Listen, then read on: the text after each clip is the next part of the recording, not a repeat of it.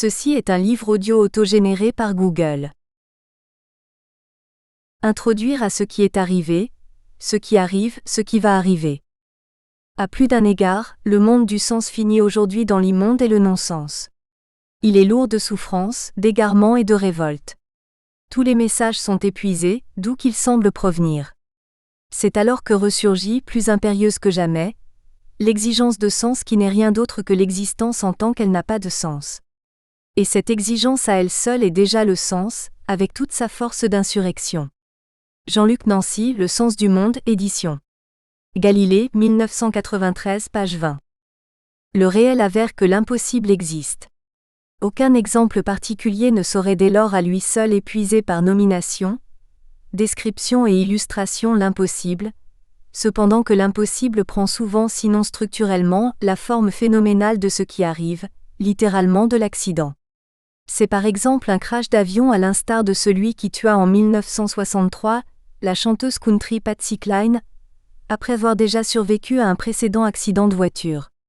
C'en est un autre mais de fiction et qui, dans la série Lost, projette les survivants d'un autre crash aérien sur une île mystérieuse du Pacifique pour y apprendre à faire communauté.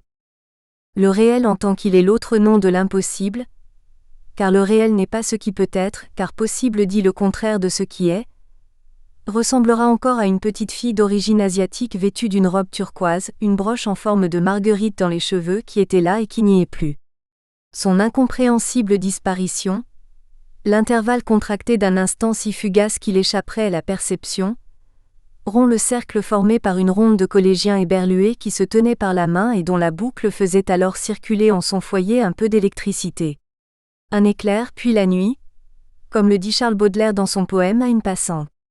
À peine vue et depuis jamais oubliée, cette petite fille inoubliable dont la figure passe dans à peine 2 plans de l'épisode The Garvey at their best, pour disparaître avec 2% de la population mondiale, est une luciole du réel, c'est un ange passé qui aura éraflé la surface de l'image du bout incandescent de l'impossible. Sa figure juvénile, ce sourire d'enfant qui persiste après l'évanouissement comme celui du chat du Cheshire, cette vie si courte et dont on ne saura rien de plus, tout cela aura donc brillé dans un pli d'intensité au principe de l'un des grands moments d'une œuvre audiovisuelle parmi les plus enthousiasmantes de la décennie. Il est vrai que The Leftovers a la passion du réel.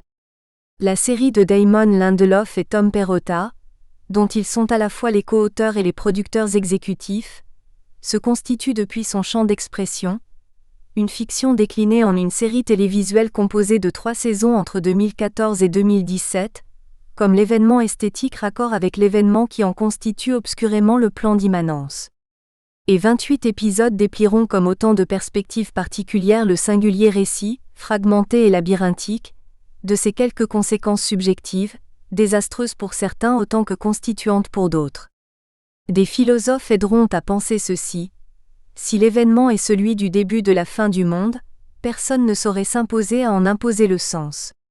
L'événement dans l'intensité du réel vécu comme l'impossible n'ayant pas d'autre sens, intensément insensé, que l'exigence de l'assumer, exige alors face à la flambée hystérique des herméneutes de l'Apocalypse et la recrudescence des prophètes du malheur contagieux de s'y reconnaître en y reconnaissant la relève hasardée d'un destin. Y est à l'impossible une série s'est tenue. Ce quelque chose est le réel, entendu comme l'impossible, c'est-à-dire l'inconnaissable, l'incohérent, l'insupportable. Pour faire bref, tout ce qui refuse au sujet le sens que la réalité construite donne au monde dans lequel il vit. Jean-Jacques Le Cercle, Folie et fantastique dans Frankenstein, Les Cahiers Forel, numéro 2, février 1994, page 181. Un des raisons de croire en notre monde. Damon Lindelof, né en 1973 dans le New Jersey, est une mère enseignante de confession juive qui n'aurait jamais voulu que son fils échappe au rite de passage de la bar mitzvah soumettant la 13e année du garçon au marquage incorporant de la loi. Mais la loi religieuse ne suffit pas. Il faut d'autres rencontres marquantes, d'autres frappes intempestives au principe de nouvelles subjectivations. Lycéen passé par la Teaneck High School riche de la diversité d'origine des élèves qu'il y aura côtoyés, il est frappé par la série Twin Peaks, 1990 à 1991, de Mark Frost et David Lynch diffusée sur ABC dont il regardait chaque épisode 2 fois par semaine en compagnie de son père. Après une formation à l'école de cinéma de l'Université de New York, Damon Lindelof commence à travailler sur la série policière Nash Bridges créée en 1996 par Carlton Cuse qui deviendra l'un des scénaristes attitrés de Lost, et son fils, Nick Cuse, l'un des scénaristes non moins attitrés de The Leftovers. L'amateur de Stephen King et du comic Watchmen, Les Gardiens, 1986 à 1987. d'Alan Moore et Dave Gibbon développent alors un goût du récit et de la narration non linéaire sous-tendu par le fait qu'en tant qu'employé de cinéma il découvrait les films projetés par tranches de 15 minutes. Damon Lindelof se souvient aussi du tremblement de terre qui détruisit son immeuble, ou bien d'avoir croisé avec son enfant dans les bras un cerf traversant son quartier, exemple du caractère traumatique et hallucinatoire des frappes du réel dont la hantise va plus d'une fois travailler ses scénarios. La frappe traumatique du réel concernera encore la mort de son père sous la condition imaginaire de laquelle il se lance avec Jeffrey Lieber et J.J. Abrams dans l'aventure à rebondissement de Lost, Les Disparus, 2004 à 2010, dont les 6 saisons diffusées sur ABC représentent l'une des fictions télévisuelles parmi les plus ambitieuses et rhizomatiques jamais proposées. Une autre frappe traumatique appartient au final de cette même série dont J.J. Abrams lui avait depuis longtemps abandonné les clés, sa 6e et dernière saison ayant par ailleurs été si mal appréciée des fans de la première heure, refusant une ultime désorientation en gage d'un nouveau palier d'orientation, qu'elle lui aura coûté une dépression. Les collaborations à divers scénarios de blockbusters, Prometheus 2012 de Ridley Scott ou encore Star Trek Into Darkness 2013 de l'ami J.J. Abrams, mais aussi de bien mauvais comme World War Z 2013 de Mark Forster d'après le roman éponyme de Max Brooks, n'entame cependant pas son désir de croire qu'une relève créatrice à Lost est encore possible. Il y croirait dans l'attente incertaine d'une rencontre imprévisible, qui cristalliserait sa croyance au point de porter la vérité de qui, d'une série l'autre, n'aurait ainsi jamais cédé sur son désir de traverser le mur des malentendus. Y compris jusque dans les oreilles bouchées des spectateurs les plus repliés dans la caverne du fanatisme aveugle. Tom Perrotta, né en 1961 également dans le New Jersey, est un écrivain états-unien auteur de 3 romans respectivement publiés en 2004, 2007 et 2011. Ses 2 premiers romans, parus en France aux éditions de l'Olivier en 2006 et 2008, sont Les Enfants de cœur, une radiographie des mœurs de la bourgeoisie des quartiers résidentiels chics de Boston, et Professeur d'abstinence, basé sur les injonctions contradictoires découlant de la rivalité entre les partisans de l'hédonisme sexuel et ceux du traditionnalisme religieux. L'adaptation cinématographique des Enfants de cœur par Todd Field en 2007 aura permis à son auteur de travailler à la scénarisation de son roman, et cette première expérience lui aura probablement donné l'envie de renouveler l'expérience si une bonne occasion venait seulement à s'y prêter. Quant à Professeur d'abstinence, ce roman racontant le retour de bâtons fondamentalistes en rappel de L', impasse éthique et des clivages fétichistes du libéralisme préfigure amplement The Leftovers traduit en France sous le titre Les Disparus de Mapleton, paru en 2013 par les éditions du Fleuve Noir et adapté en série composée de 3 saisons diffusées entre le 29 juin 2014 et le 4 juin 2017 par la chaîne à péage Home Box Office, HBO.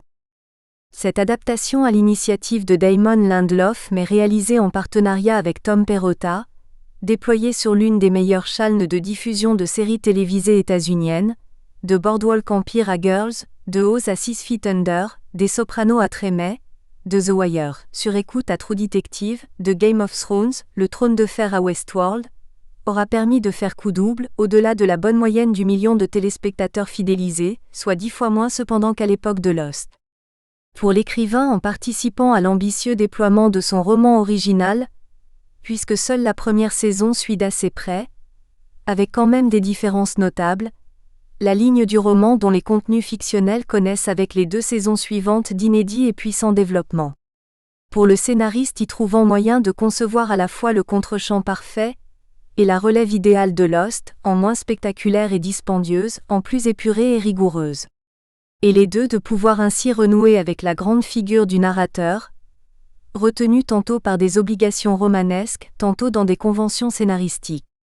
L'équilibre dyadique effectivement obtenu avec cette nouvelle série permettrait à son prédécesseur d'être ainsi RE accent aigu DIME accent aigu selon une dynamique rétrospective éminemment dialectique. Il aura d'ailleurs pour nous suffi de revoir Lost dans le courant de la rédaction du présent ouvrage, pour imaginer à quel point serait passionnant à écrire comme à lire l'essai consacré à penser les rapports dyadiques et dialectiques entre les deux séries, moins siamoises que vraies fausses jumelles. Dans un entretien donné à la presse française à la veille de la diffusion de la 3e et ultime saison de The Leftovers, Damon Lindelof raconte ce qu'il a vu et reconnu dans le roman de Tom Perrotta. « Je suis très intéressé par le concept de croyance. Et je ne pense pas qu'il y ait beaucoup de séries télé qui abordent le sujet de la religion. Ici la question est, qu'arrive-t-il quand un événement vient indubitablement contredire votre système de croyance ? The Leftovers, c'est l'histoire de plusieurs personnages qui affrontent ce dilemme par des angles complètement différents. C'est une série sur la religion, mais qui n'en fait pas l'apologie. On aurait pourtant tort de suturer, comme pourraient le laisser supposer les propos retranscrits de Damon Lindelof, les termes de croyance et de religion dès lors que l'on sait, au moins depuis les empiristes anglais, et David Hume qui alors n'était vraiment pas pour rien le complément du nom de Desmond, l'un des héros de Lost qui revivait sa vie à la lumière de la mort Fatih, que la croyance nomme une modalité affective de relation entre une idée et une perception, une idée vive unie ou associée à une impression présente, pour citer l'apostrophe. Enquête sur l'entendement humain de David Hume publié en 1748, simplification plus cursive et polémique de son traité sur la nature humaine paru anonymement en 1739 à 1740. C'est pourquoi l'on peut croire en beaucoup de choses à partir du moment où l'association impérieuse d'une impression et d'une idée l'emporte, chez les croyants comme pour les athées, en passion et affection sur toute raison ou intellection, sur tout recul réflexif ou distance analytique. Et cette relation l'emporterait davantage encore à force de répétition quotidienne des connexions causales, au fondement d'habitudes qui dispensent de tout savoir à leur sujet. En regard de la question du système de croyance formalisé dans la religion, on devra alors insister pour dire que la plupart des personnages de The Leftovers sont et restent en effet athées, certes ignorants comme beaucoup de l'héritage chrétien qui motive sourdement leurs actions quand, par ailleurs, beaucoup d'autres cessaient à bricoler de nouveaux arrangements après l'impossible disparition fulgurante et simultanée de 140 millions de personnes de par le monde. Peu importe la religion quand la question consiste d'abord et surtout, contre tout soupçon de prosélytisme, à sauver la croyance relevée des impasses de la foi fanatisée et de la crédulité abusée, dès lors que survient en effet un événement dont la frappe de réel est si forte et excessive, si extraordinairement traumatique qu'elle peut trouer et fragiliser tous les agencements symboliques valables comme institutions imaginaires et constructions immunitaires, des religions révélées à la famille, de l'État au marché. The Leftovers, la série davantage que le roman qui en représente évidemment la fondation, mais dont les ambitions romanesques auront été sublimement déployées par une narration feuilletonesque atteignant des zéniths insoupçonnés, propose alors une puissante allégorie de notre temps remarquée par la critique. Cette série postule à partir du dessin général labyrinthique formé par la trajectoire erratique de quelques personnages désorientés qu'il faut croire encore en un monde insensé, peuplé d'un côté par des croyants militants pour la précipitation de l'apocalypse et de l'autre par des idiots non moins nombreux qui font du cynisme le terrain d'abus de confiance répétés afin de jeter sur toute croyance le voile sombre du discrédit.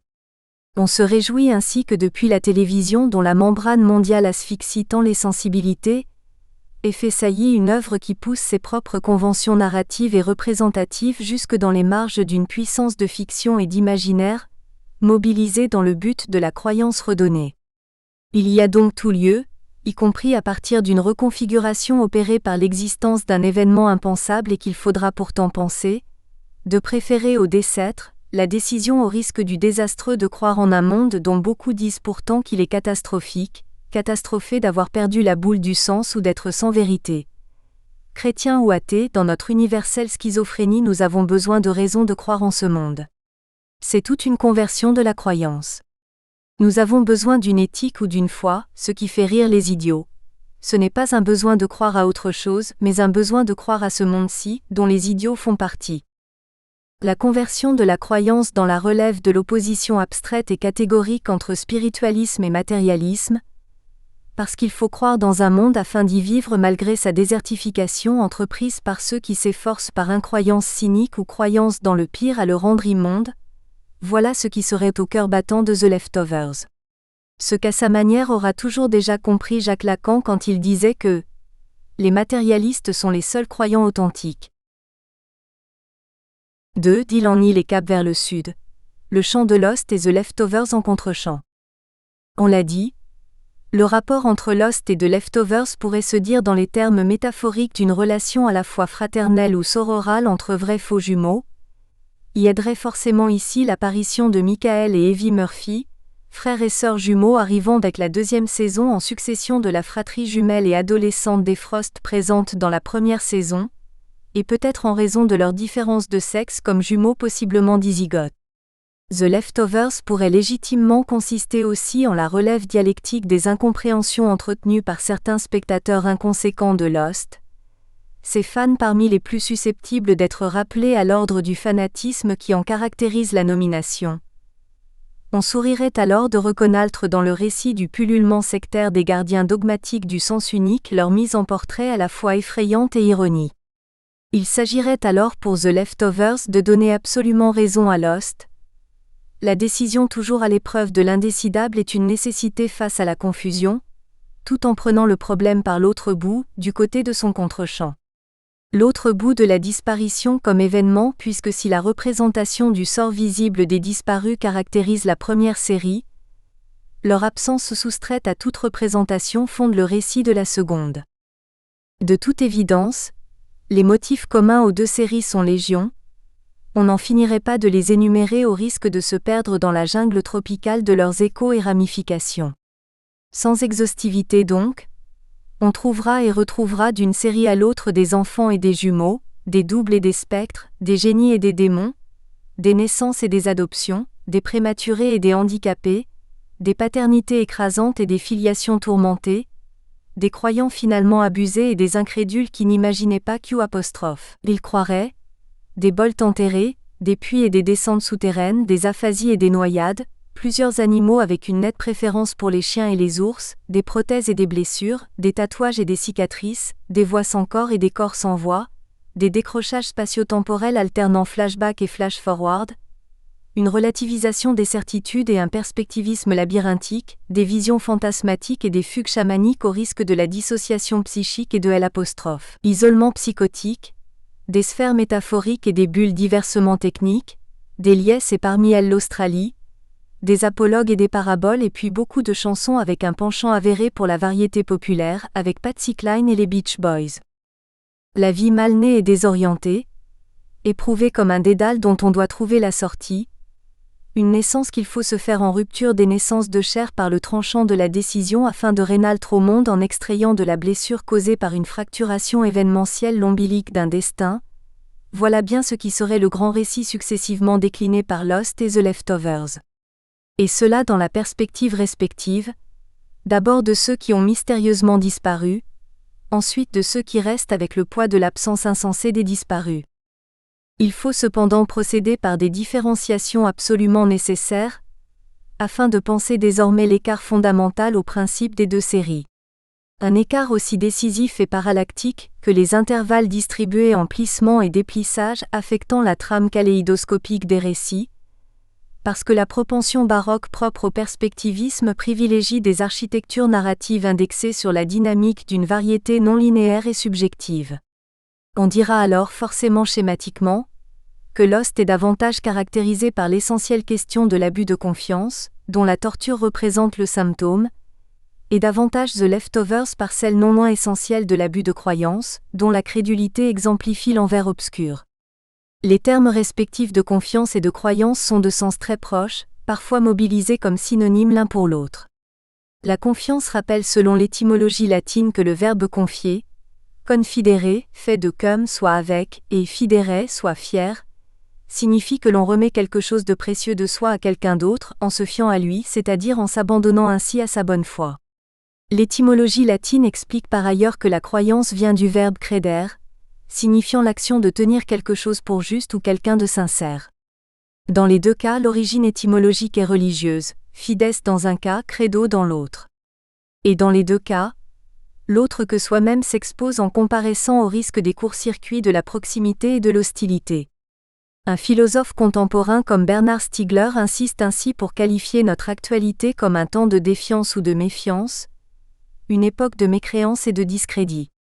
Et de séries comme Lost et The Leftovers bricolent effectivement dans les temps obscurs de la défiance et de la méfiance pour la première, de la mécréance et du discrédit pour la seconde. Dans les cas de la confiance comme de la croyance, si proches qu'ils paraissent jumeaux, et qui n'en seraient seulement qu'à être de vrais faux jumeaux, il en va toujours d'un incalculable, d'une décision au-delà de toute calculabilité et comptabilité, d'une décision au-delà de toute prévisibilité et prédictibilité, s'agissant tantôt de se fier à quelqu'un en le tenant pour de bonne foi, tantôt de donner à des actions la motivation intérieure ou extériorisée d'une justesse sans mesure ou d'une impérieuse nécessité. C'est Lost qui déploie l'espace insulaire et proliférant, artificiel et rhizomatique, tel un terrain de jeu ludique offert à la connaissance et l'orientation arrachée à un monde où l'abus de confiance représente le symptôme d'une dynamique dévolue à la suractivité ténébreuse et à laquelle le grand autre lui-même n'échappe pas. Et c'est The Leftovers qui ne privilégie pour sa part aucune sphère particulière en posant, dans l'inexistence réitérée du grand autre, la nécessité éthique d'une décision en guise de relève dans un monde livré depuis l'événement de la disparition à l'immonde des marchands et des prophètes autoproclamés, tous rivalisant dans la vente des faux choix du cynisme d'État et de la crédulité, du fondamentalisme et de la croyance abusée. Le sens à trouver dans Lost ressortit de la qualité mythique d'une liée imaginaire, dont il faudrait reconstituer la fondation archéologique et le récit généalogique. Le sens de l'événement insensé de The Leftovers à coup de forçage désastreux et de comblement catastrophique, est chevillé à son vide inaugural, qui est au principe de la construction éthique d'un destin comme événement contre-effectuant la contingence de l'accident en vertu de ses puissances propres de désœuvrement. L'écart entre les deux séries touche à son point de vérité, autrement dit son point de réel antagonique à partir de la question de la torture, qui détermine, à force de réitération aux limites du pénible, l'ensemble de la narration saignante de Lost quand elle n'est plus que secondaire et anecdotique dans The Leftovers. On pourrait là encore réduire de façon schématique ou eidétique Lost pour y voir une série vérifiant durant 121 épisodes que l'abus de confiance et l'accroissement corrélatif de la méfiance se paient au prix fort d'une brutalité faite à l'autre, dont la torture représente la scène éminemment paradigmatique. À l'inverse, on ne comptera plus que 4 séquences de torture seulement dans The Leftovers et elles sont particulièrement significatives d'un désir d'en neutraliser l'exigence par désactivation de ces procédures, sous la forme successive d'une soustraction héroïque et d'un consentement pervers, d'une reprise parodique et d'une inconscience tragique.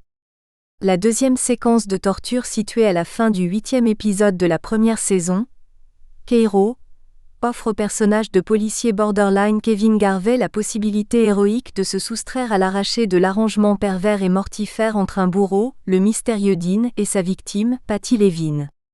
Les deux caractères s'étant obscurément accordés à mener à terme une mise à mort consentie, et dont le consentement par la victime a déjà été amorcé avec une première séquence en guise de lapidation du personnage de Gladys située au début du 5e épisode, Gladys.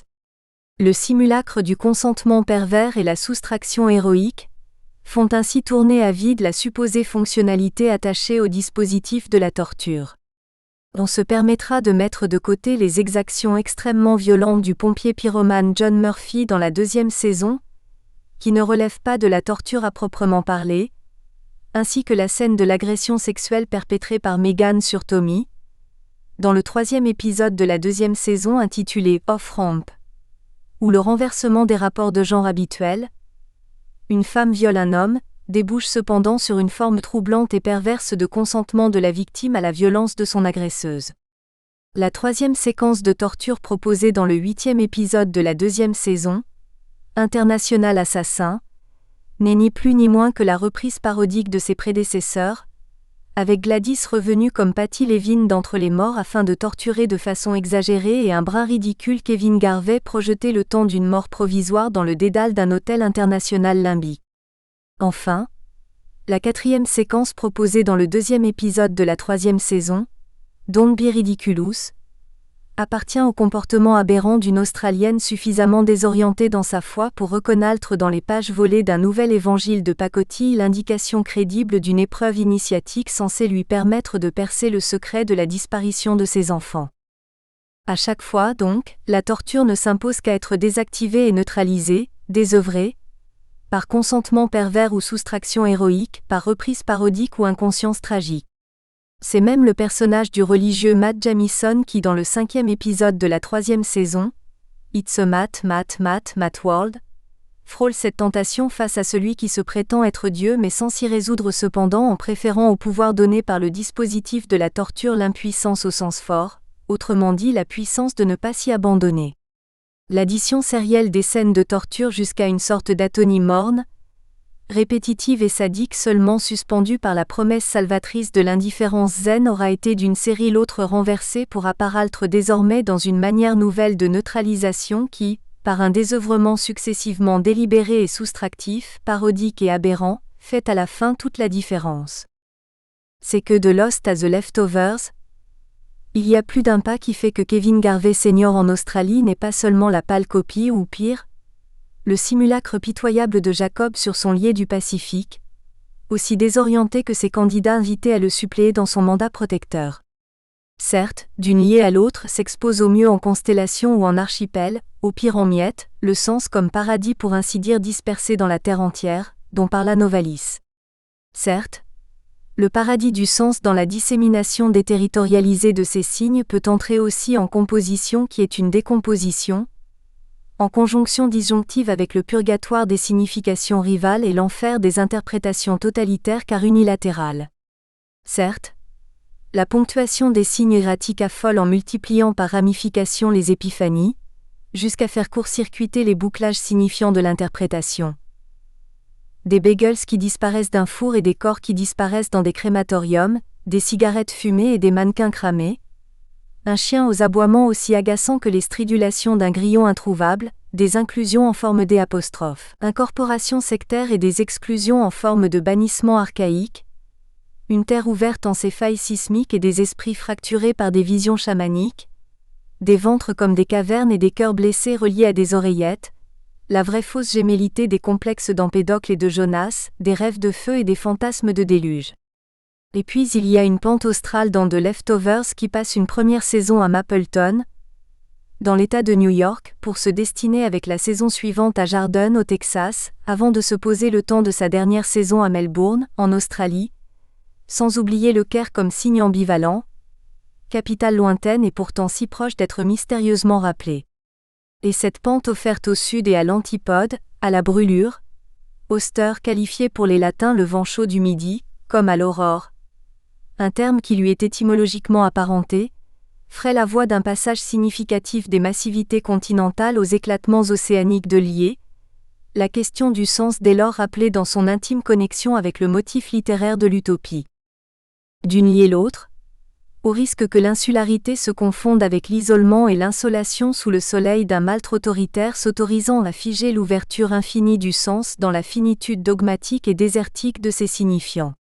D'une série l'autre, l'influence décisive pour Lost du bouddhisme dont le détachement demeure face au mauvais karma de l'activisme ténébreux une vertu cardinale, aurait laissé désormais place dans The Leftovers à l'héritage chrétien de la croyance dans la nécessité de la différence et de la décision partagée par les chrétiens comme par les athées qui en héritent.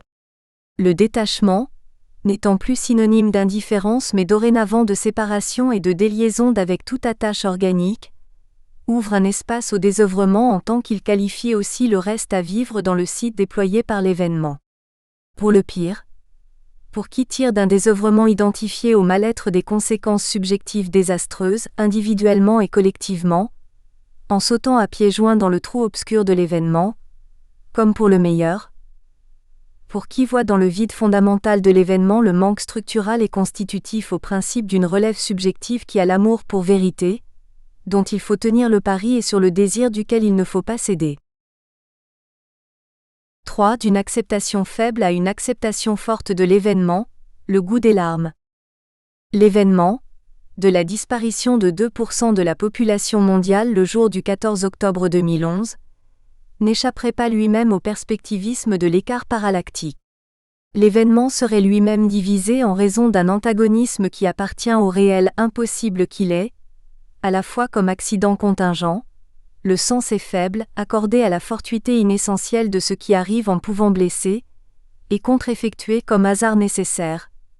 Le sens est fort d'être appareillé à l'essentielle construction subjective de qui s'y reconnaît en faisant de la blessure occasionnée la vérité de son destin éthique. Contre toute prédétermination, le destin ne tient ici qu'à énoncer l'entreprise subjective de relever rétrospectivement les restes de l'événement confondu avec l'évanouissement instantané et simultané de 140 millions de personnes de par le monde. Le destin ne tient qu'à faire voir dans la restance de l'événement insensé le sens après coup, précisément le sens comme excédent irréductible au principe d'une construction subjective qui ne se suffira pas de la jouissance des synthèses herméneutiques. Et les restes sont d'abord figurés par ceux qui restent et que désigne le titre de la série, The Leftovers. L'événement est pour eux ce réel dont la frappe traumatique nous désoriente et nous divise. Son sens, le fil même de cette division qu'il reste à vivre et penser. D'un côté, grande est la tentation de combler, malgré les rappels à l'ordre extrêmement brutaux d'un État acharné à réinscrire l'exception dans la règle, de l'état d'exception, le vide traumatique creusé par l'événement. Son sens est alors rabattu en interprétations confuses, concurrentielles et antagonistes. De l'autre, le désir consiste en diagonale des rivalités meurtrières et mimétiques à devenir le sujet à la hauteur de la vérité construite de l'événement. Le sens ne tenant que sur fond d'insensé exige une construction désœuvrée de toute volonté de barrage, de saturation ou de forçage. Alors que la vérité éthique de l'événement substitue dialectiquement une soustraction à la place de la négation. Les disparus ne sont pas morts, ils sont absents en flottant dans l'incertitude intervallaire et neutre du jugement infini kantien qui soumet une affirmation à un prédicat négatif. Son obscurcissement consiste à surenchérir en négativité pulsionnelle et sacrificielle, prophétique et apocalyptique. En conséquence de quoi, les cadavres se multiplient comme les petits pains noirs des apostrophes. Une scène diaboliquement parodiée, et quand ils ne brûlent pas de nouveaux holocaustes qui en répètent d'anciens, tombe en comblement nihiliste du vide ontologique de l'événement. C'est pourquoi l'événement au principe du récit déplié depuis plusieurs perspectives par The Leftovers constitue son propre emblème, celui de son propre sens infiniment ouvert et suspendu pour être ainsi offert comme reste irréductible à toutes les interprétations qui cependant ne peuvent pas ne pas venir, à l'instar exactement du monolithe noir de 2001, A Space Odyssey, 1968 de Stanley Kubrick d'après Arthur C. Clarke. Comme le dit Fredric Jameson, il s'agit ici d'interpréter les implications des options interprétatives qui se présentent à nous ou mieux encore, les implications de la gamme de possibilités interprétatives à laquelle nous nous trouvons limités. Devant The Leftovers, on ne pourra pas ne pas penser à quelques grandes œuvres audiovisuelles qui partagent la préoccupation à dimension native de l'événement, de son sens insensé et d'une restance irréductible aux captures signifiantes qu'elle encourage pourtant infiniment. Comme ces films de Stanley Kubrick que sont respectivement 2001, le prologue de la deuxième saison en guise de bond en arrière dans le temps jusqu'à la préhistoire, peut-être le paléolithique, fait d'évidence signe comme fiction anthropologique vers la première partie du film de Stanley Kubrick travaillé au ventre par l'élan antigravitationnel de nos extériorisations techniques, et The Shining, 1980 d'après Stephen King, L. Hôtel international et limbique des épisodes, International Assassin, et The Most Powerful Man in the World, and His Identical Twin Brother, formalise semblablement le labyrinthe de l'œuvre elle-même enroulée, déroulée dans l'infini spéculaire de ses reflets et l'infini spéculatif de ses séries interprétatives. On songerait encore, plus récemment, à Elephant 2003, de Gus Van Sant. L'événement est une catastrophe anthropologique qui se rejoue dans la variété labyrinthique de ses perspectives spatio-temporelles et subjectives, et Take Shelter, 2011, de Jeff Nichols. Pour le mixte états-unien nourri au biberon évangélique de prophétisme apocalyptique dont la paranoïa individuelle trouve à se brancher sur la folie du monde. On pensera forcément à Twin Peaks de Mark Frost et David Lynch, une série nouée au cœur par l'événement du meurtre de Laura Palmer et dont l'ambition propose de convertir les conventions narratives, représentatives et figuratives caractérisant l'ordinaire télévisuel à une dynamique de conversion au mystère gnostique du monde comme autant de plis, ceux des rideaux rouges, redoublant la carte de son avers connu par celle d'un revers inconnu, C'est le dualisme des loges, la blanche et la noire, à l'image paradigmatique des apostrophes. Un sol blanc zébré de noir ou bien noir zébré de blanc. À l'occasion d'un dialogue croisé organisé par le Forum des images le 25 avril 2015, Pacôme Thielman et Sarah Hatchuel se sont demandé si The Leftovers pouvait être légitimement qualifié de série philosophique. On pourrait le dire ainsi, mais en mobilisant alors la philosophie, notamment la philosophie contemporaine de la série, afin de mettre en évidence la puissance de la pensée qui s'y joue, une pensée dont la puissance consiste à se coltiner avec sa propre impuissance. Autrement dit, il s'agit de penser son noyau d'impensable dans une forme qui pense, Jean-Luc Godard, ne recourant cependant à rien d'autre qu'à elle-même et les procédures aux principes de son propre protocole. La vérité de l'événement, son éclat ou sa splendeur aurait plutôt dit Gilles Deleuze, c'est le sens pour qui se reconne dans ce qui arrive. L'éclat, la splendeur de l'événement, c'est le sens. L'événement n'est pas ce qui arrive, accident.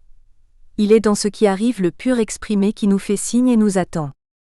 L'événement aura été pour certains de ses spectateurs, la série. C'est comme toute grande œuvre de l'esprit, ce pur exprimé qui nous fait signe et nous attend. C'est son sens dont l'événement impensable fonde la vérité frayant sans s'y résoudre dans l'indicible. Comme l'amour pour l'être aimant étant l'aimé, cette chose en lui plus que lui-même et qu'il faudra cependant taire, sur laquelle il faut savoir aussi se taire. Un impensable qu'il faut malgré tout énoncer sans vouloir tout en dire, et qu'il faut cependant penser en préférant l'expérimentation d'une formalisation autorisant, mais seulement secondairement, le jeu des interprétations multiples. Si la formalisation est affaire d'émotion, son redéploiement intellectuel n'en forcera jamais la signification. Les larmes que nous avons versées et que nous verserons encore attestent seulement ceci. Les yeux embués de larmes ne signifient pas, ils annoncent l'arrivée imminente d'un événement décisif. 4. The Leftovers, le monument et son époque, de la négation à la soustraction. Comme Lost et Twin Peaks, la série de Damon Lindelof et Tom Perrotta est un monument télévisuel. Mais il faut tout de suite préciser tant le terme de monument est lourdement connoté. Et la précision sera philosophique, elle le sera même doublement. Du côté de Jacques Derrida et l'on parlera alors de monumenque. Le monument à la garde du manque, un lieu imaginaire de mémoire en réserve de l'absence réelle. Et du côté de Gilles Deleuze et Félix Guattari et l'on insistera alors sur la liaison entre l'événement et l'avenir des luttes engagées dans sa garde. Un monument ne commémore pas, ne célèbre pas quelque chose qui s'est passé, mais confie à l'oreille de l'avenir les sensations persistantes qui incarnent l'événement. La souffrance toujours renouvelée des hommes, leurs protestations recréées, leurs luttes toujours reprises. Dans la garde du manque, le monument est grevé d'absents, porté par la hantise des absents soufflés à l'oreille de l'avenir. Sa consistance toujours déjà pliée ou ruinée par les ellipses jamais rattrapées et comblées, les hypothèses indécidables et les paroles seulement susurrées à l'oreille, les enchaînements suspendus et les virtualités déliées de leur actualité gémellaire. C'est alors que le monument peut être authentiquement allégorique. Et c'est ainsi que la série s'expose dans les nuages labyrinthiques de l'événement, comme réel en percée comme en excès à la réalité instituée, à la fois ambivalent et divisé, tant destituant que constituant. C'est ainsi que la série se lance dans les mouvements de l'événement comme sens en son fond insensé qui perfore le tissu des opinions et des significations, qui sollicite les interprétations sans jamais s'en satisfaire, exigeant davantage peut-être la construction d'une procédure de vérité fidèle à la novation de la situation pour construire, au moins à deux, et cela peut s'appeler l'amour, une existence bonne et juste. Une forme de vie, ratée par la secte dite des Guilty Remnant, promise pour Nora et Kevin. L'événement, dans le passage de son sens faible à son sens fort, risque toujours d'être obscur car obscurci par les fanatiques du signifiant univoque et les gardiens de la sacralisation du sens. Il fait pourtant époque en ceci que son ouverture est indéterminée. Époché indique en effet que la période où l'ère se dit est encore comme époque dans le rappel étymologique d'une suspension. L'événement fait époque en ceci que son sens est suspendu au niveau du vide de son énigme, qui une fois identifié le risque toujours encouru du désastre des forçages nominatifs, des délires interprétatifs et des décharges pulsionnelles, serait aussi celui d'un double redoublement épocal. Autrement dit, la suspension du jugement valorisé par les sceptiques ou la mise entre parenthèses des croyances privilégiées par les phénoménologues est, comme Etoshe, ce qui doit justement être redoublé afin de substituer à une première interruption du cours des choses, imposée du dehors, une seconde, pour soi constituante. Ce redoublement du rapport imposé pour en extraire une relation subjectivement constituante, ne dit rien d'autre au fond que le passage de l'événement du sens faible car fortuit à son sens fort ou essentiel, avec l'accident contingent contre-effectué en hasard nécessaire, et la mort fatie de la blessure relevée éthiquement en destin en nouvelle naissance. Maurice Blanchot savait distinguer une double exigence, celle du négatif et celle du neutre. Voilà comment The Leftovers ferait pour nos époques. Pour nous qui nous sommes reconnus EES dans le pur exprimé de l'événement qui l'aura constitué, en nous faisant signe et en nous attendant. Voilà comment la série de Damon Lindelof et Tom Perrotta fait époque dans son champ d'expression artistique propre, dans la préférence décisive de la soustraction à la négation. Faire passer le sens de l'événement du négatif au neutre, c'est soustraire la négativité des rivalités mimétiques et c'est construire, au mieux à plusieurs et c'est une politique, au moins à deux et c'est un amour, le sujet des apostrophes. Une éthique du désœuvrement qui ne confondrait pas la puissance avec le pouvoir dès lors que la puissance est toujours aussi impuissance, toujours déjà puissance de ne pas avoir peur du vide ouvert par le réel, comme de ne pas céder non plus à la pulsion de vouloir le combler à tout prix avec des passages à l'acte en symptôme d'une volonté de néant. Ainsi, une pensée soustractive de la négativité peut surmonter l'impératif aveugle de la destruction et de l'épuration. 2. The Leftovers en 5 questions. Rien ne se passe là, mais tout devient, si bien que l'événement a le privilège de recommencer quand le temps est passé. Quand le temps passe et emmène l'instant, il y a toujours un entretemps pour ramener l'événement. Gilles Deleuze et Félix Guattari, Qu'est-ce que la philosophie? Édition. Minuit colle. Reprise 1991-2005, page 158. 1. Une série fantastique? Les références philosophiques identifiées à des noms sont nombreuses dans Lost, proposant notamment de faire de Jeremy Bentham un pseudonyme pour le cadavre de John Locke en guise de tombeau cryptique pour les espoirs du libéralisme trahi par l'utilitarisme. Plus circonstanciée dans The Leftovers, elle s'affiche cependant d'emblée dès l'épisode pilote, avec une mention explicite faite, outre à Albert Camus, à Ludwig Wittgenstein et son Tractatus Logico-Philosophicus. Il y aura tout lieu de revenir sur l'auteur d'une pensée, ayant fait de l'indicible le gage d'un rappel à l'ordre des limites langagières de la philosophie.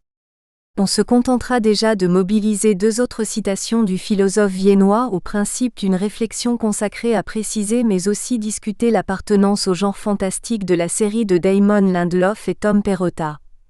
Ce qui est mystique, ce n'est pas comment est le monde, mais le fait qu'il est. Il y a assurément de l'indicible. Il se montre, c'est le mystique. Mystique est la qualification wittgensteinienne de ce qu'il y a un monde qui se montre en échappant au disciple. De fait, fantastique serait une autre caractérisation légitime de ce qui se montre en se soustrayant au disciple, c'est-à-dire aux normes symboliques circonscrivant le connu pour le distinguer de l'inconnu. De fait, l'événement du 14 octobre 2011, la soudaine disparition, comme il est nommé dans le monde des héros de The Leftovers, est l'apostrophe. Accident qui en arrivant se soustrait cependant à la série des accidents déjà identifiés, causant un vide. 140 millions de personnes ont disparu et restent introuvables, lui-même soustrait de toute explication rationnelle comme il échappe par ailleurs aussi aux grilles de compréhension religieuse. Ainsi se trouve-t-on amené au cœur du fantastique. Dans un monde qui est bien le nôtre, celui que nous connaissons, sans diable, sylphide, ni vampire, se produit un événement qui ne peut s'expliquer par les lois de ce même monde familier. Le fantastique, c'est l'hésitation éprouvée par un être qui ne connaît que les lois naturelles, face à un événement en apparence surnaturel. D'un côté, la série est tentée par la question de la disparition, exemplifiée par la soustraction de 140 millions de personnes, ce vide fantastiquement imposé au plein.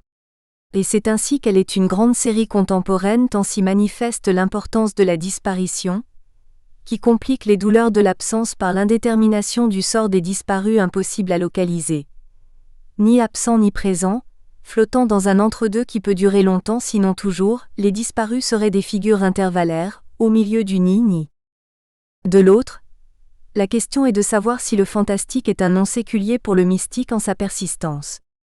Cependant, le risque de l'indicible est, avec la dépréciation wittgensteinienne de la philosophie exposée dans son absurdité langagière et trahie par la subordination de la vérité au sens, la bascule décidée dans le mystique dont Dieu fonde la vérité première et dernière.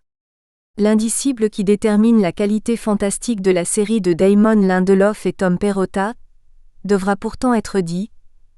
Il devra pourtant être pensé comme événement dont la vérité consiste, jusqu'au point respecté de l'innommable singularité qui le fonde, à construire son sens à partir des conséquences subjectives de sa frappe insensée. C'est pourquoi l'indicible s'impose d'emblée dans le premier épisode, en s'énonçant avec l'autorité philosophique de Ludwig Wittgenstein pour revenir dans le tout dernier épisode mais selon un déplacement éminemment suggestif. L'indicible effectivement expurgé de tout basculement dans le mysticisme, avère la part nécessaire du non-savoir dont le silence est au principe de la construction amoureuse de Nora Durst et Kevin Garvey. Et les ailes de colombe de leur amour, après tant de battements essayés, comme Penny Widmore et Desmond David Hume dans Lost, se déploient enfin pour les arracher ultimement à la négativité de l'insensé. Il y a avec l'événement une incertitude de son sens, comme des réponses à lui apporter. Mais l'alternative renvoie tantôt à la découverte objective de lois inconnues et inexplicables, c'est le fantastique, tantôt à un changement dans le monde scientifiquement formalisé, c'est alors la science-fiction. La différence entre science-fiction et fantastique se dirait alors ainsi.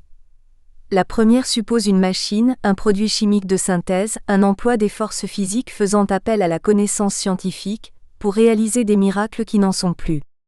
Si l'on donne ainsi crédit à Nora dans le récit qu'elle donne à Kevin avec le 28e et dernier épisode de la série, The Book of Nora, le second ayant retrouvé trace de la première en Australie après bien des années d'errance respectives, alors la science-fiction s'impose à l'arraché pour qualifier rétrospectivement le genre d'appartenance de The Leftovers. L'hypothèse de la science-fiction, soutenue par une machine permettant d'envoyer ceux qui le désirent dans une autre dimension où la Terre est à l'inverse peuplée des 2% disparus, en finirait alors avec l'indicible. Mais si, et seulement s'il n'y avait pas déplacement en gage du silence conjointement partagé par les amoureux entrés dans la zone d'une inconnaissance délibérée, et dont la croyance à l'autre est la modalité subjective privilégiée. Le final de The Leftovers propose comme on le verra la possibilité de trancher en faveur de l'une des deux options, mais la proposition n'est pas imposition et le récit de Nora est en effet délié de toute vérification ou véridicité, sous la forme classique de flashback par exemple. Contrairement à Kevin, on peut ne pas croire Nora ou bien comme lui on peut croire qu'il n'est pas nécessaire de savoir. C'est pourquoi la possibilité suspendue à l'indécidable indexe subtilement l'hypothèse favorable sur la question ultime de la décision éthique, d'un acte de croyance subjectif au principe d'une construction intersubjective. Nous espérons que vous avez apprécié cet aperçu. Pour continuer à écouter ce livre audio sur Google Play Livres, utilisez le lien dans la description de la vidéo.